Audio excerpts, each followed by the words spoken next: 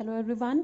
आज हम लोग डिस्कस करेंगे class 12th accounts partnership unit का डिसोल्यूशन चैप्टर का एक लास्ट प्रैक्टिकल क्वेश्चन का टाइप, जिसमें कि आपको डिसोल्यूशन के टाइम पे बैलेंस शीट नहीं गिवन होती है और आपको खुद से प्रिपेयर करनी होती है। So let us start directly with the question. Brahma, Vishnu and Mahesh partners थे। उनकी प्रॉफिट शेयरिंग रेशो थी 3:3:4। उन्होंने डिसाइड किया that they will dissolve the partnership firm and dissolution की डेट पे उनके क्रेडिटर्स आपको गिवन है 16,000 एंड कॉन्टिंजेंट लाइबिलिटी गिवन है 2650, जो कि बुक्स ऑफ अकाउंट्स में ब्रॉट इनटू नहीं करी गई थी। अब वो मैच्योर हो गई है और अब उसकी पेमेंट करनी है। तो सबसे पहले मैं आपको बता दूं यहाँ पे कि what is the meaning of contingent liability.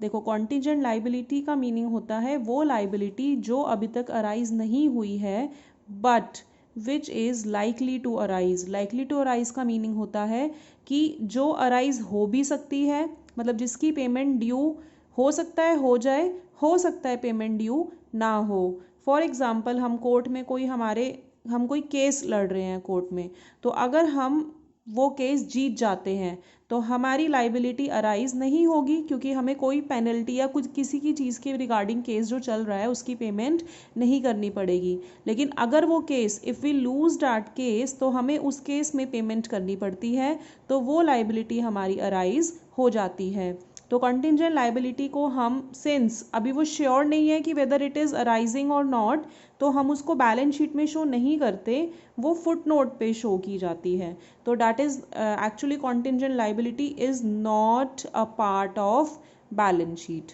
ठीक है, लेकिन अब हमें इसकी पेमेंट करनी है तो कोई बात नहीं, हम कर देंगे, जैसे कि अनरिकॉर्डेड एसेट्स या अनरिकॉर्डेड लाइबिलिटीज़ की करते हैं।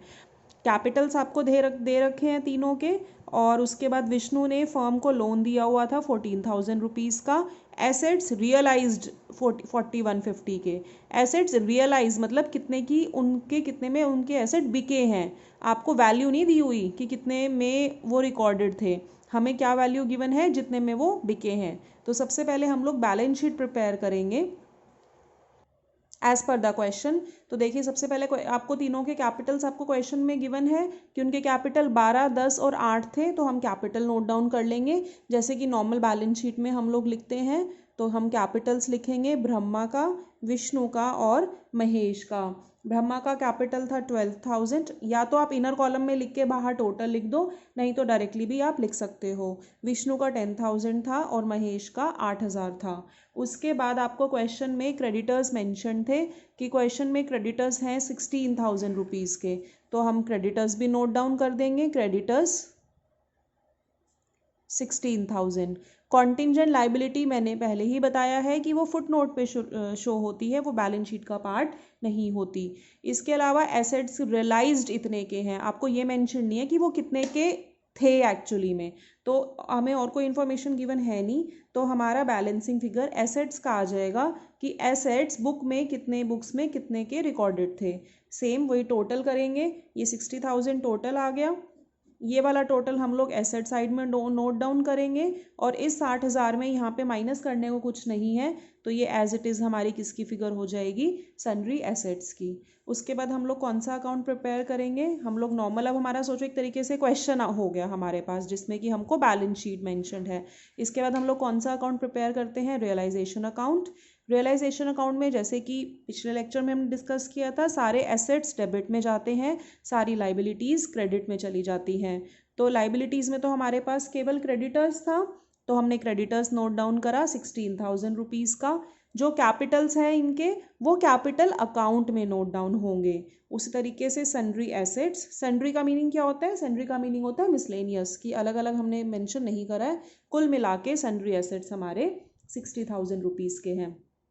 एसेट्स कितने के रियलाइज हुए बाय कैश, एसेट्स हमको पता है कितने के रियलाइज हुए as per the question. Asset हमारे रियलाइज हुए हैं 40,150 के। एंड क्रेडिटर्स की पेमेंट हमको क्वेश्चन में एज सच वैसे तो मेंशन हमको नहीं है, हमें कहीं भी हमें सिर्फ क्रेडिटर्स की अमाउंट मेंशन्ड है 16,000, और ये गिवन है कि कंटिंजेंट लाइबिलिटी की पेमेंट हुई। बट हमने क्या बोला हुआ है कि एसेट की अगर पेमेंट मेंशन नहीं होती तो हम पेमेंट नहीं करते, लेकिन लाइबिलिटीज़ का क्वेश्चन में मेंशन हो या ना हो, हमें उनकी पेमेंट करनी पड़ती है। तो हम क्रेडिटर्स की हमें पेमेंट करनी पड़ेगी 16,000 और इसके अलावा जो हमारी कॉन्टिंजेंट लाइबिलिटी थी 2650 की उसकी भी पेमेंट हमें करनी पड़ेगी। तो ये हमारी हो गई 18,650। उसके बाद अगर बैलेंसिंग फिगर डेबिट में आता है तो वो आपका प्रॉफिट होता है, इधर आता है तो वो लॉस होता है। तो इधर का टोटल ज़्यादा आ रहा है तो यही टोटल आप क्या करोगे, लिख दोगे नीचे ये टोटल आएगा 78650। यही टोटल हम क्रेडिट साइड में लिखेंगे और इसमें से हम लोग 16,000 और 40,150 माइनस कर देंगे।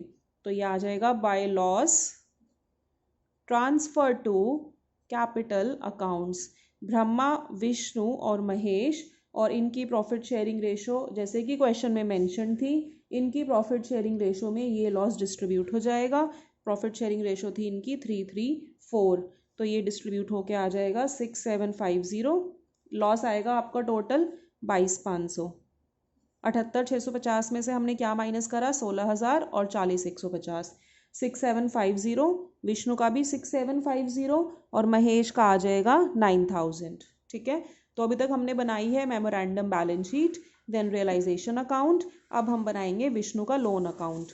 तो विष्णु का लोन अकाउंट क्वेश्चन में आपको मेंशन था कि विष्णु ने 14,000 का लोन दिया था, तो हम क्रेडिट बैलेंस होता है क्योंकि वो फर्म की लाइबिलिटी होती है।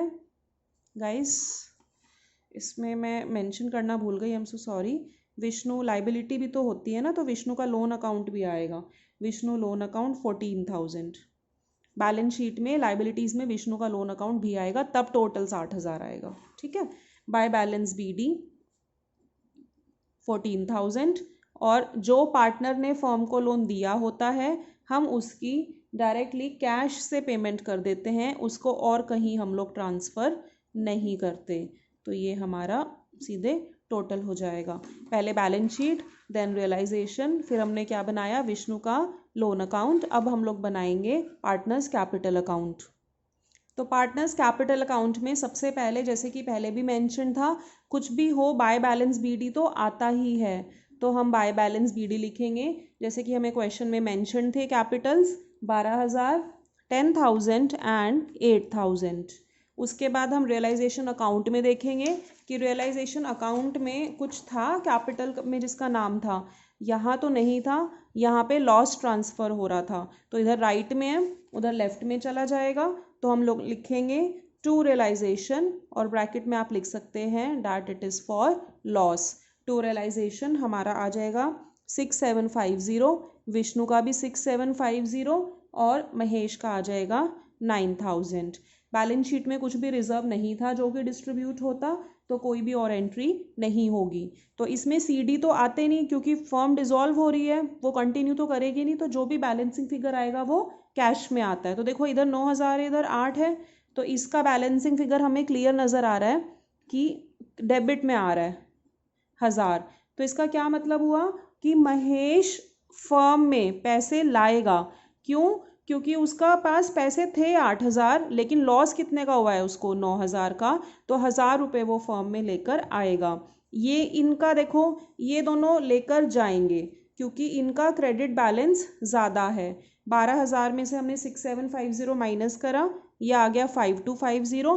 10,000 में से 6750 माइनस करा, ये आ गया 3250, और फिर हम लोग टोटल लिख देंगे 12,000, 10,000 एंड 9,000।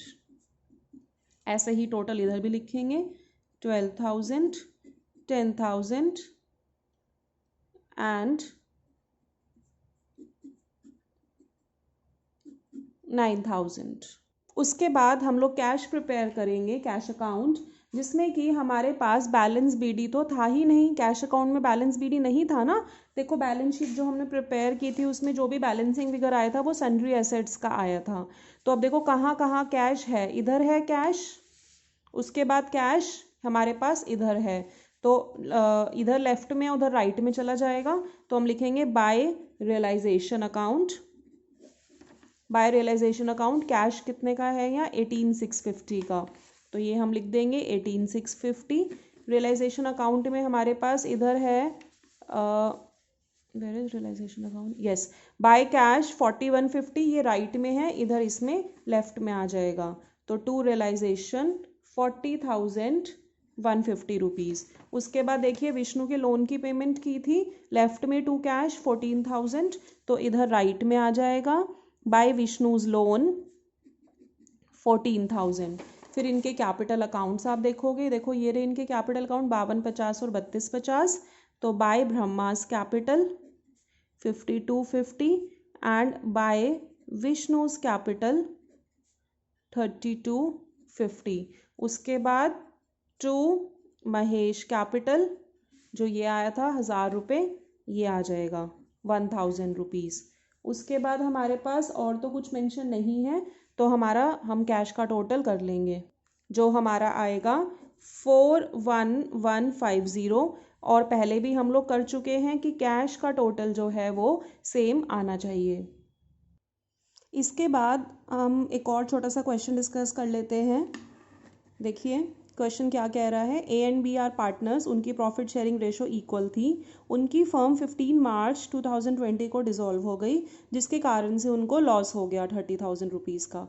तो देखो लॉस की जो जर्नल एंट्रीज हम लोग करते थे वो तो नॉर्मल ही होगी। लॉस से पार्टनर्स का कैपिटल क्या होता है, कम होता है, कम होता है तो क्या होगा, डेबिट होगा। तो हम सिंपल क्या एंट्री करेंगे, A is capital account debit, B is capital account debit to realisation. हमारा लॉस हुआ था 30,000 रुपीज़ का और ये इनकी प्रॉफिट शेयरिंग रेशो में डिस्ट्रीब्यूट हो जाएगा जो कि इक्वल है। उसके बाद क्वेश्चन क्या कह रहा है, उस डेट को कैपिटल ए का कैपिटल, देखो ए का कैपिटल का क्रेडिट बैलेंस था 20,000, क्रेडिट मतलब पॉजिटिव बैलेंस था, ठीक है। और बी का क्या था, बी का भी क्रेडिट बैलेंस था, कैपिटल ए का था 20,000 और बी का क्रेडिट बैलेंस था 30,000, यानी कि पॉजिटिव बैलेंस था। तो देखो ए का पहले था 20,000 का बैलेंस, उसके बाद उसको लॉस हो गया 15,000 का, तो उसके पास कितना अब कैपिटल उसका बचा होगा, 5,000 रुपये का बचा होगा। ऐसे ही बी को भी लॉस 15,000 का हुआ था, तो 30,000 का कैपिटल था, उसमें से 15,000 का लॉस हो गया, तो बी को भी बी का कैपिटल कितना बचा होगा, 15,000। बेसिकली ये इनके सीडीज हो रहे होंगे, but since it is dissolution तो हम सीडी तो नहीं लिखते, तो जो बैलेंस बचता है, अब इनका पॉजिटिव बैलेंस बचा है ना, तो इसका मतलब ये फर्म से इतना इतना पैसे लेकर चले जाएंगे। तो इनकी एंट्री क्या होगी, A is capital account debit 5,000, B is capital account debit 15,000 to cash 20,000। और आप एक चीज़ और देखो, क्वेश्चन में मेंशन है कि कैश का बैलेंस था 20,000 का, तो कैश आपस में मैच होता है, तो 20,000 का बैलेंस था और इनको 20,000 दे के कैश हमारा ख़त्म हो गया होगा। और क्लैरिटी के लिए एक बार मैं ज़रा सा पार्टनर्स कैपिटल अकाउंट बना के दिखा देती हूँ। देखो जैसे कि मान लीजिए ये ए का है और ये बी का है, तो इनके बीडी कितने थे, इनके बीडी 20,000 थे और बी का बीडी कितना था 30,000 का। तो लॉस हुआ होगा, तो लॉस लेफ्ट साइड में आता है, तो लॉस हो गया बी ए को 15,000 का, बी का 15,000 का। फिर देखो 20 में से 15 गए, सीडी तो आता नहीं, तो किस में जाएगा, कैश में 5,000 और इसका चला जाएगा 15,000, ये इनका टोटल हो जाएगा। उसके बाद जब हम लोग कैश अकाउंट प्रिपेयर करेंगे तो कैश अकाउंट में इधर बीडी रहा होगा 20,000 रुपीज़ का, जो कि क्वेश्चन में मेंशन्ड है, और उसके बाद ये इधर लेफ्ट में है ना कैपिटल में, तो इधर राइट में आ जाएगा, ए को दिए 5,000 और बी को दिए 15,000, जिससे कि इसका कैश भी मैच हो गया। पेपर में हमें केवल ये 2 जर्नल एंट्रीज करके आनी है, ये मैंने आपको आपकी अंडरस्टैंडिंग के लिए समझाया है। अब हम पार्टनर्स लोन अकाउंट के छोटे छोटे 3 पॉइंट डिस्कस कर लेते हैं ताकि आपको लोन अकाउंट की भी क्लैरिटी आ जाए। पार्टनर्स लोन से यहाँ मेरा मतलब है वो लोन जो पार्टनर ने फर्म को दिया है, loan which firm has taken from partner, ठीक है, firm has taken from partner. क्योंकि और जो पार्टनर ने लिया होता है वो तो हम किस में डालते हैं, वो हम पार्टनर्स कैपिटल में ट्रांसफ़र कर देते हैं हमारा, लेकिन इसमें ज़्यादा इंपॉर्टेंट कौन सा है, जो वो लोन जो फर्म ने पार्टनर से लिया हुआ है। तो देखो एक पहला पॉइंट देखते हैं, मनोज से लोन फ्रॉम मनोज 1 लाख और मनोज का कैपिटल का क्रेडिट बैलेंस था 40,000 रुपीज़ का। तो पॉजिटिव बैलेंस था, मतलब मनोज का कैपिटल का क्रेडिट यानी कि पॉजिटिव बैलेंस था। तो ये नॉर्मल क्वेश्चन है, इसमें कोई भी प्रॉब्लम नहीं है। हम सिंपल मनोज के लोन की पेमेंट कर देंगे। तो जनरल एंट्री हो जाएगी Manoj loan account debit to bank या टू कैश 1 लाख रुपीज़। ठीक है, क्योंकि इसका ऑलरेडी पॉजिटिव बैलेंस था, ये भी अपने 40,000 रुपये ले जाएगा। अगर बाई चांस उसकी एंट्री भी क्वेश्चन में मांगे तो उसकी एंट्री भी यही होगी, मनोज कैपिटल टू बैंक 40,000। मतलब अल्टीमेटली वो पैसे लेकर चला जाएगा क्योंकि उसका कैपिटल का भी पॉजिटिव बैलेंस था। ठीक है, नेक्स्ट पॉइंट, मनोज का लोन था 1 लाख रुपीज़ का और मनोज के कैपिटल का डेबिट यानी कि नेगेटिव बैलेंस था 70,000 रुपये का। तो देखो, मनोज का लोन यानी कि एक तरफ तो फर्म को मनोज को देने हैं कितने 1 लाख रुपीज़, और दूसरी तरफ मनोज से लेने कितने हैं 70,000 रुपीज़, है ना। तो क्या करेंगे हम, फर्म उसको बोलेगी कि ना आपको हमने 1 लाख रुपीज़ देने हैं और आपसे 70 लेने हैं। तो अल्टीमेटली फर्म कितने देगी उसको, अल्टीमेटली फर्म उसको 30,000 रुपीज़ दे देगी। तो लोन लाइबिलिटी होता है, उसका क्या होता है क्रेडिट बैलेंस, जब वो खत्म होगी तो डेबिट होगी।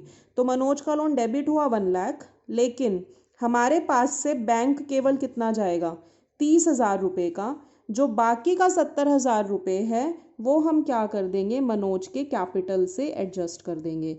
और वैसे भी देखो उसका डेबिट बैलेंस था, खत्म हो गया तो क्रेडिट हो गया। और किससे एडजस्टमेंट हुई उसकी, मनोज के लोन से एडजस्टमेंट हुई। I hope I am clear to you.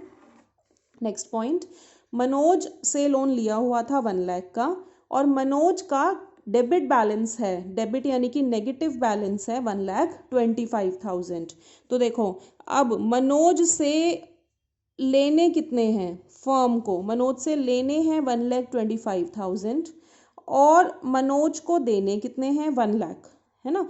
तो इसका मतलब हमें फर्दर मनोज से एडिशनल में लेने पड़ेंगे 25,000 रुपीज़। तो मनोज का जो लोन है, मनोज लोन वो तो होगा ही होगा उसके कैपिटल से adjust. Manoj loan to Manoj capital कितने का लोन था 1 लाख रुपए का, लेकिन उसका कैपिटल था तो 1,25,000 का, एडजस्ट अभी कितना हुआ है केवल 1 लाख। तो बाकी का क्या करोगे, बाकी का मनोज आपको पैसे दे देगा। तो एंट्री होएगी bank account debit to Manoj capital 25,000।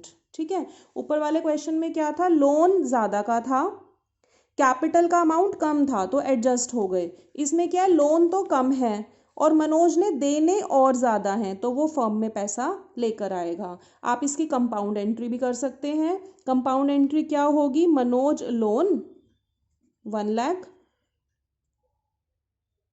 Bank 25,000 to Manoj capital 1,25,000, right.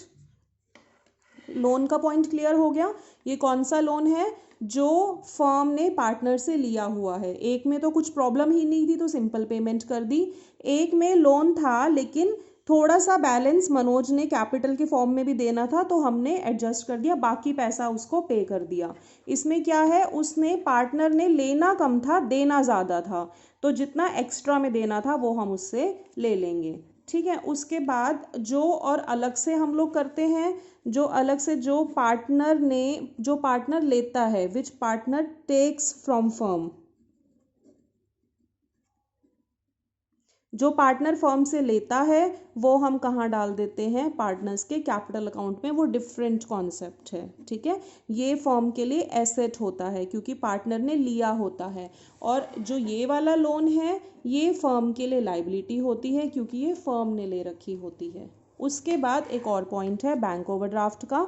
Bank overdraft या बैंक, बच्चों को लगता है एक ही बात है। देखो, अगर क्वेश्चन में एसेट साइड में बैंक है तो उसका तो अलग से अकाउंट प्रिपेयर होता है, राइट। लेकिन अगर क्वेश्चन में आपको लाइबिलिटी में बैंक ओवरड्राफ्ट गिवन है, बैंक ओवरड्राफ्ट क्या होता है, करंट लाइबिलिटी यानी कि शॉर्ट टर्म बोरोइंग होती है, तो ये नॉर्मल लाइबिलिटीज़ की तरह ट्रीटमेंट होगी। लाइक सेम वही रियलाइजेशन अकाउंट में ट्रांसफ़र हो जाएगी और फिर इसकी पेमेंट हो जाएगी।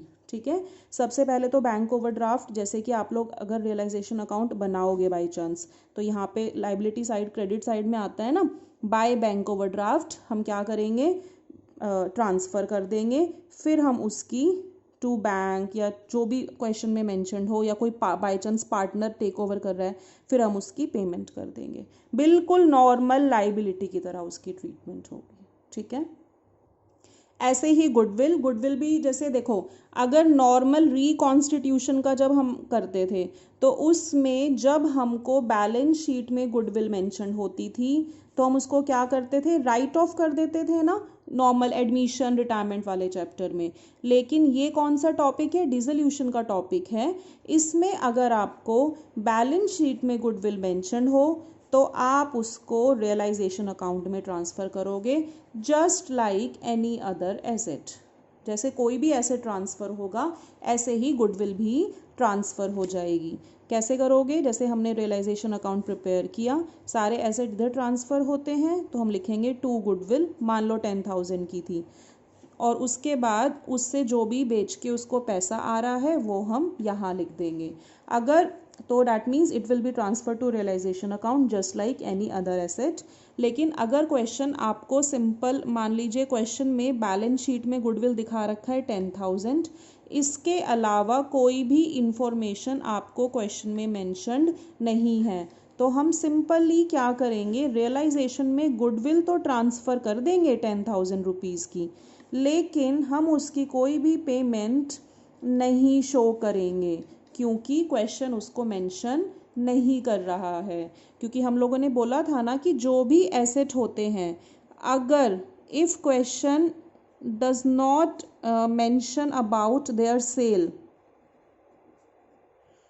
If question does not mention about their sale, तो हम उसकी उनकी सेल की कोई भी एंट्री नहीं करते हैं। वेयर एज हमने क्या बोला था, लाइबिलिटीज़ की हमको कंपल्सरली पेमेंट करनी होती है, चाहे आपको क्वेश्चन मेंशन करे या ना करे।